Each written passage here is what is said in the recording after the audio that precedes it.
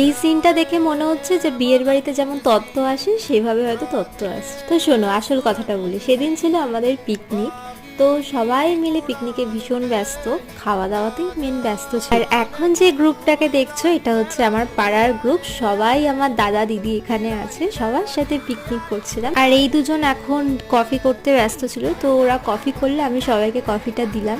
আর দুঃখের বিষয় হচ্ছে সবাই মানে খুবই সেদিনকে আনন্দ হয়েছিল। আর মেন ব্যাপার হচ্ছে আমি সেদিনকে কিছু খাইনি, কারণ আমার শরীরটা সেদিনকে একটু খারাপ ছিল বলে তাই খাইনি, বাকি সব কিছু এনজয় করেছি, ভীষণ মজা হয়েছে। তারপর হঠাৎ করে রাত্রিবেলা সবাই মিলে ঘুরতে বেরিয়ে পড়লাম এই ঠান্ডার মধ্যে। দেখতেই পাচ্ছ রাস্তায় একটাও লোক নেই, শুধুমাত্র আমাদের মতন পাগলগুলো ছাড়া। সবশেষে বাড়ি ফেরার পথে একবার চন্দননগর স্ট্যান্ডে ঘুরে টুরে ফটো তুলে অনেক মজা করে, দেখতেই পাচ্ছ এখন বাড়ি ফেরার পালা। এই মিনি ব্লগটা ভালো লাগলে অবশ্যই একটা লাইক করে দিয়ে চ্যানেলটা সাবস্ক্রাইব করো। টাটা।